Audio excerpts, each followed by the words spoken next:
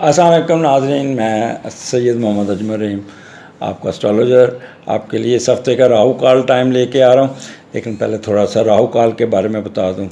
राहु का पहले कभी दूसरे वेस्टर्न एस्ट्रोलॉजी या दूसरी एस्ट्रोलॉजी में, यूनानी एस्ट्रोलॉजी में जिक्र नहीं था। ये जो इसमें वाहद जो अच्छा काम इंडियन एस्ट्रोलॉजर ने किया वो राहु का दरियाफ्त करना, राहु काल और राहु का इस्तेमाल। और फिर अब ऐसा ऐसा ये तमाम शोबा जो मुख्तलिफ एस्ट्रोलॉजी करते हैं, वेस्टर्न करते हैं या यूनानी करते हैं या वो दूसरी वैदिक करते हैं, तो वो भी राहु का इस्तेमाल शुरू कर दिया उन्होंने। लेकिन राहु का यहाँ पे एक चीज़ उनकी, इन पे we should be thankful to Indian astrologer कि उन्होंने इससे बहुत अच्छे रिज़ल्ट निकाला, बहुत अच्छे। इस पर हमने वो जो बैड सीज़न थे, बैड पीरियड थे, वो इस पर पता चल जाता था कि इस वक्त ये फैटल इंसिडेंट्स होने वाला है या कोई नुकसान होने वाला है या कारोबार बैठने वाला है। राहु काल वो टाइम है। हमने यहाँ पे उन्होंने या जो भी है सुबह सूरज निकलने से लेके शाम सूरज गुरूब होने तक को 9 हिस्सों में तकसीम किया और उस 9 हिस्सों में एक साख्त ऐसी आती है जिस पे आपके काम रुक जाते हैं। मैंने इस पे बड़ी रिसर्च की, बहुत ज़्यादा।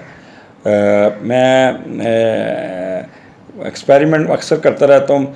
मंगल वाले दिन मुझे अपने काम के सिलसिले में आईजी ऑफिस जाना पड़ा और मुझे वहाँ के जो डीआईजी थे उन्होंने 2 बजे का टाइम दिया हुआ था। खैर मैं 1:45 पहुँच गया और पूरे उनका बंदा मुझे गाड़ी अंदर लेके गया, बिठाया। लेकिन जैसे ही मैं उनके कमरे में पहुंचा तो वो उनको आईजी साहब ने बुला लिया और वो एक मीटिंग में इमरजेंसी जाना, and he kept me in waiting. अब वो उनका जो अमला था वो मेरे साथ बड़ा बार बार चाय पूछे। अब मैं समझूं कि जितनी ये मंगल है, मुझे टाइम दिया है ये 3 बजे का, तो ये मेरी मुलाकात ये तो काफ़ी लंबा। मुझे एकदम याद आया कि राहु काल का टाइम क्या है। तो जब मैंने राहु काल का टाइम देखा तो वो 3 बजे से लेके 4:30 बजे के दरमियान था। मैं कहा ये तो मेरी मुलाकात 4:30 से पहले नहीं होती।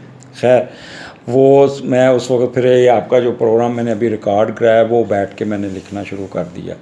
मैंने 2-2.5 घंटे वहाँ पे गुजारे और मुझे पता था कि ठीक 4:30 बजे वो डीआईजी साहब आ जाएंगे। And he came exact at 4:30 and मेरा काम 10 मिनट का था, उनसे मीटिंग की और मैं आ गया।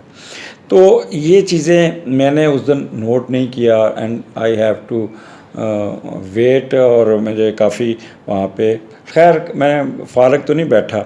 तो राहु काल जब भी आप निकलें जिस दिन का, तो उस दिन का टाइम ज़रूर देखें कि कौन सा टाइम है जिस पे आपको रुकावट आ सकती है। आपने कोई डिसीजन नहीं लेना और किसी किस्म का कोई काम ऐसा नहीं करना जिससे आपको कोई ना कोई प्रॉब्लम आ जाए। कोशिश करें वो जो 1.5 घंटे का 90 मिनट का पीरियड है वो आप स्किप करें, उसमें कोई काम ना करें, उसमें कोई टाइम ना रखें। तो पीर का राहु काल जो है जिसको कहते हैं 21 को, तो वो आपका सुबह 7:25 से लेके 9:05 तक है।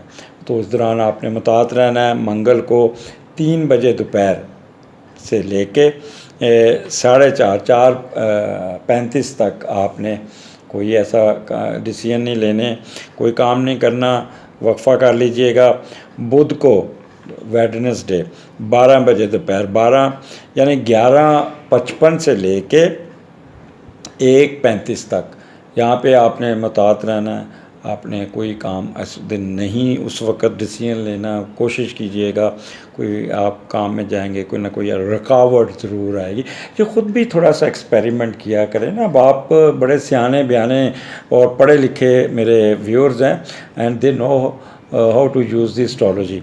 तो जुम्मे वाले दिन जो है ना 10:30 बजे से लेके 12:05 तक ये राहु काल का टाइम है। यहाँ पे भी थोड़ा सा टफ टाइम मिलेगा।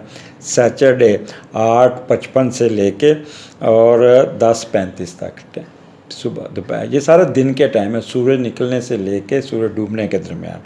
ये आगे मैं बात करता हूँ। हफ्ते को यह हो गया संडे शाम 4:25 से लेके 6:05 तक ये राहु काल टाइम है। अच्छा, मुझे अक्सर मैसेज आए बहुत ज़्यादा इनबॉक्स में भी और उस तरह भी फ़ोन भी है कि जी मैं इंग्लैंड में रहता हूँ या मैं ऑस्ट्रेलिया में रहता हूँ, या तो ये राहु काल मेरा टाइम निकाल के दें। तो मैंने आपको फार्मूला बताया कि सूरज निकलने से लेके शाम सूरज गरूब होने के दरमियान 9 हिस्सों में हमने इसको बांटा है।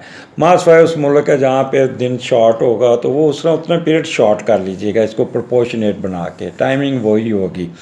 तो इसलिए राहु काल इज़ वेरी इम्पॉर्टेंट।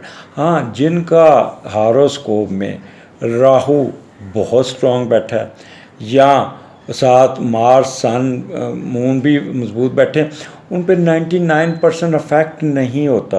और ख़ास तौर पे जिनके राहु नेगेटिव हैं, सन मून नेगेटिव हैं, उन पे इसकी बहुत रुकावटें आती हैं। तो इस पे काफ़ी बुक्स पे भी लिखा हुआ है, और खान साहब भी, मौज़ूम खान साहब भी रोज़ का रोज़ बताते हैं। तो मैं हफ्ते का एक दफ़ा बता देता हूँ, ये आपका देख लीजिएगा।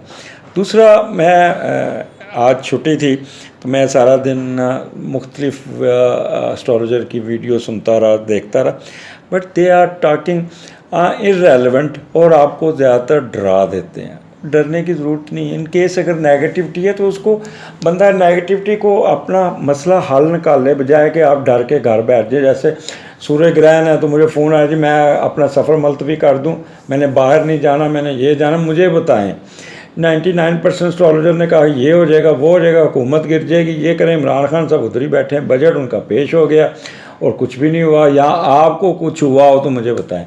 मैंने उस दिन मेरी जो डॉटर इन लॉ है वो गायनोकोलॉजिस्ट है, मैंने उससे पूछा कि उस दिन इतनी सर्जरियाँ हुई होंगी ज़्यादा, कोई प्रॉब्लम आया, किसी बच्चे को कुछ हुआ? कहती कुछ नहीं हुआ, सारे जो नॉर्मल डिलीवरी थी वो सब टाइम पे घर चले गए, और जिनका ऑपरेशन हुआ तो अगले दिन घर चले गए। किसी किस्म का नेगेटिव इफेक्ट। तो रिसर्च से पता चलता है कि ये सूरज ग्रहण का कोई किसी किस्म का असर नहीं। हाँ, उस दिन ये बताया था कि सन नेगेटिव है, मून नेगेटिव है, थोड़ा सा टेंशन में रहेंगे, और आप उनकी बातें सुन के ही टेंशन पे रहे।